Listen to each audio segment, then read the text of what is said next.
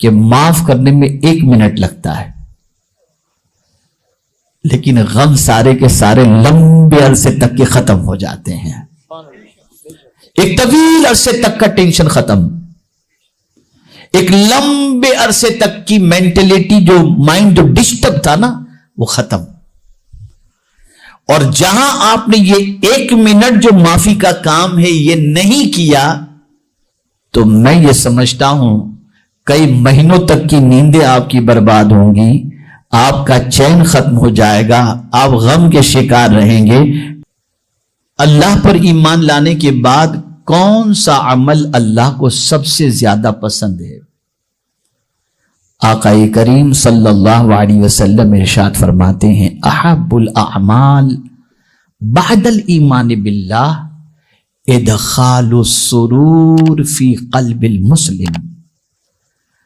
اللہ پر ایمان لانے کے بعد جو عمل اللہ کو سب سے زیادہ پسند ہے وہ یہ ہے کہ تمہاری وجہ سے کسی مسلمان کے دل میں خوشی دوڑ جائے. یعنی تم ایسا کرو کہ مسلمان کا دل خوش ہو جائے. یہ حضور صلی اللہ علیہ وسلم کا ارشاد ہے. اب میرے پیارے آقا صلی اللہ تعالی علیہ وسلم کے پیارے دیوانوں، جب ہم معاشرے میں رہتے ہیں، انسانوں کے ساتھ رہتے ہیں، فیملی کے ساتھ رہتے ہیں، دوستوں کے ساتھ رہتے ہیں، کاروباریوں کے ساتھ رہتے ہیں، تو ظاہر سی بات ہے کہ کچھ انبن تو ہوگی نا. اب اس انبن کی وجہ سے ہم غم کے شکار ہو جائیں گے. تو اب حضور صلی اللہ علیہ وسلم کو رب نے تعلیم عطا فرمائی کہ میرے محبوب کس طریقے سے اس معاشرے کو خوش کیا جائے. تو رسول اعظم صلی اللہ علیہ وسلم کو اللہ نے فرمایا خذ العفو، میرے محبوب معافی کو اختیار کر لو. اگر آپ کو معاشرے کے اندر خوش رہنا ہے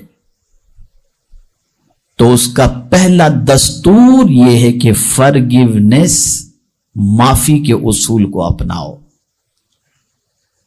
اب اگر اس کو میں سائیکولوجیکل سمجھاؤں تو بہت اچھی طرح آپ کی سمجھ میں بات آ جائے گی. جو معاف نہیں کرتا وہ منصوبے بناتا ہے. اس نے مجھے ایسا کہا نا، ٹھیک ہے اب میں دیکھتا ہوں. بلایا دوست کو، پلان شروع.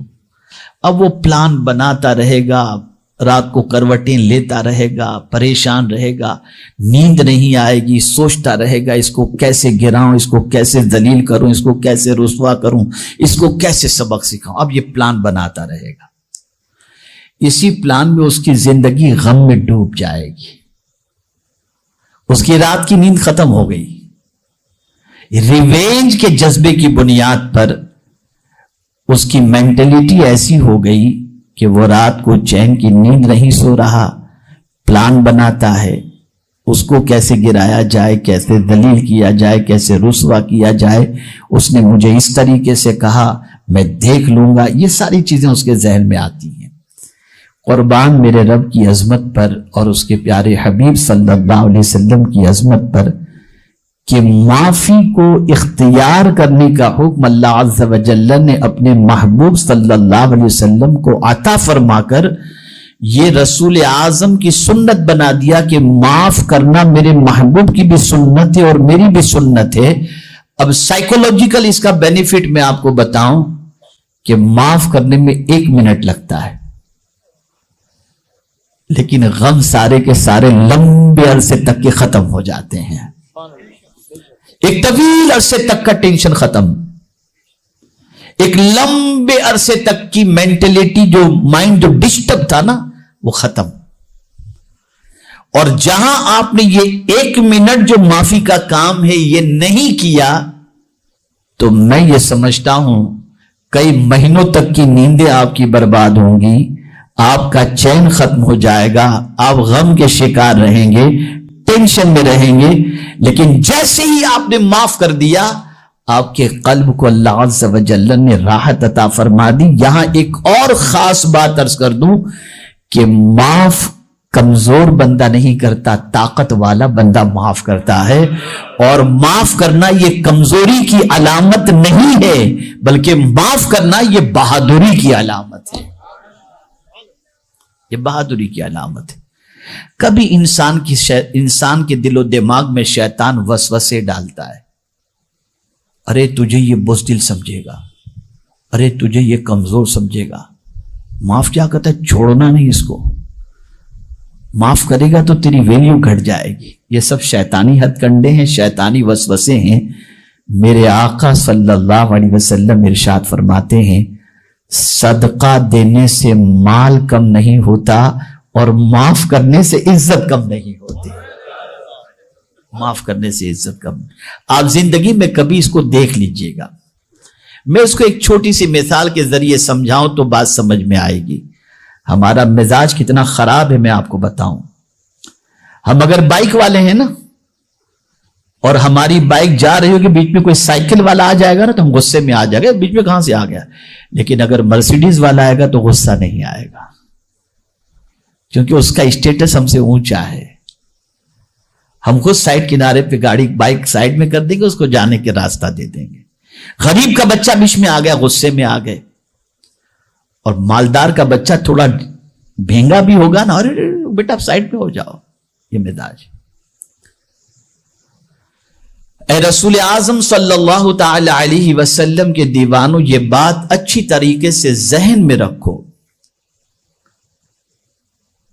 کہ اللہ عز و جل نے طاقت عطا فرمائی ہے، قوت عطا فرمائی ہے، اسٹیٹس عطا فرمایا ہے، مقام عطا فرمایا ہے، تو کبھی بھی کمزوروں پر زیادتی مت کرنا. اگر کمزور سے غلطی ہو جائے تو درگزر کرو. طاقتور کو تو ہر کوئی معاف کر دیتا ہے. کمال کی بات تو یہ ہے کہ کمزور کو معاف کیا جائے. کمزور کو معاف کیا جائے. میں ایک مثال آپ کو دیتا ہوں، بات اچھی طرح سمجھ میں آئے گی. میرے ایک دوست اندور میں رہتے ہیں، بڑے پرانے دوست ہیں، اللہ نے بہت نوازا ہے ان کو. وہ اتفاق سے اپنی کار سے جا رہے تھے، دو نوجوان بائک پر تھے. میں اس لیے یہ مثال آپ کے سامنے پیش کر رہا ہوں جو ریئلٹی ہے، تاکہ آپ اپنی زندگی میں اس کو محسوس کر سکیں، سمجھ سکیں. دو نوجوان بائک پر جا رہے تھے، اور بائک والوں کا تو کیا کہنا، غیر فطری چیز ہے وہ گاڑی. تو بائک تو غیر فطری چیز ہے نا. جانور بھی کوئی ایسا نہیں ملے گا جس کی ایک ٹانگ آگے ایک ٹانگ پیچھے ہو. یہ بائک ہی ہے کہ جس کی ایک ٹانگ آگے اور ایک ٹانگ پیچھے. سائیڈ کا جب تک اسٹینڈ ہو کھڑی نہیں رہ سکتی وہ. ٹھیک ہے نا. تو وہ بائک سے جا رہا تھا. اب وہ ایسے ہی سامنے سے گزرا، انہوں نے بریک مارا لیکن تھوڑے سے اس کی بائک پر ٹچ ہو گیا. اب وہ بہادر جو ہے بائک روکا، اترا، گاڑی کے دروازے پہ اس نے دستک دی. اب وہ جو ہمارے دوست تھے، بڑے سلجھے ہوئے دوست ہیں، وہ گاڑی سے باہر نکلے، اس کو دیکھا انہوں نے، اور دیکھنے کے بعد اس سے پہلے کہ وہ گالی گلوچ کرے یا کچھ کہے، انہوں نے کہا سوری سر. گاڑی والے نے غلطی اس کی نہ ہونے کے بعد اس نے کہا اچھا معاف کر دینا بھائی، سوری. ہاں تو کہتا ہے غصے میں آ گیا. وہ ایسا ہوتا ہے، آپ حق پر رہتے ہوئے کسی سے معافی مانگے تو وہ شیر ہو جاتا ہے، وہ گنڈا گردی شروع کر دیتا ہے. تو ایسا کیا اس نے، وہ چلانے لگا، تم کو نظر نہیں آتا یہ وہ، گاڑی آ گئی تو کیا، اس طرح سے وہ چلا رہا تھا. تو اسی کے دوست نے جو اس کے ساتھ بیٹھا ہوا تھا، اس نے کہا تجھے شرم نہیں آتی کہ اتنا بڑا آدمی تجھ سے معافی مانگ رہے جبکہ غلطی تیری ہے، اور اس کے بعد بھی تو اس طریقے کی بات کرتا ہے. ایک تماچا مارا اپنے دوست کو، بولا چل بائک پہ بیٹھ جا. اب میں آپ سے ایک سوال پوچھتا ہوں، غور سے سنیے گا. ایک سوال پوچھتا ہوں. وہ بائک والا اور گاڑی والا دونوں آستین چڑھاتے، بات بڑھتے بڑھتے یہاں تک پہنچتی کہ کورٹ اور مقدمہ اور پولیس چوکی، FIR، ساری چیزیں سب شروع ہو جاتا. لیکن ایک معافی نے ساری جھنجھٹ سے چھٹکارا عطا فرما دیا. ایک معافی نے ساری جھنجھٹ سے چھٹکارا عطا فرما دیا. آقا کریم صلی اللہ تعالی علیہ وسلم اس لیے معاف کرنے کو بہت پسند فرماتے. اور رب قدیر جل جلالہ کی بارگاہ کے اندر بھی ہم جب دعا کے لیے ہاتھ اٹھاتے ہیں تو کہتے ہیں اللہم انکا عفو تحب العفو. شب قدر کے حوالے سے ام المؤمنین حضرت عائشہ صدیقہ رضی اللہ تعالی عنہ کہتی ہیں کہ میں نے آقا کریم صلی اللہ علیہ وسلم سے دریافت کیا کہ یا رسول اللہ صلی اللہ تعالی علیہ وسلم، اگر میں شب قدر پالوں تو کون سی دعا کروں؟ تو سرکار نے فرمایا یہ دعا کرو، اللہم انک عفو تحب العفو فاعف عنا، اے اللہ تو معافی کو پسند کرتا ہے، تو معاف کرنے والا ہے، ہمیں بھی تو معاف فرما۔ پتہ چلا معاف کرنا اللہ کی بھی سنت ہے اور مصطفیٰ کی بھی سنت ہے صلی اللہ علیہ وسلم۔ تو پہلی چیز، اگر خوش رہنا ہے تو معاف کرنے کی عادت اپناؤ،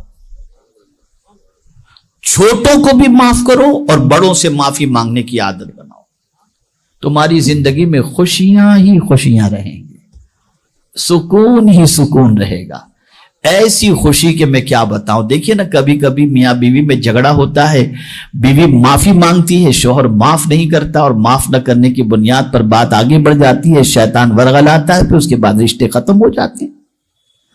اور یہاں ایک حدیث ہمیشہ کے لیے ذہن میں رکھو، آقا کریم صلی اللہ علیہ وسلم نے ارشاد فرمایا، جو شخص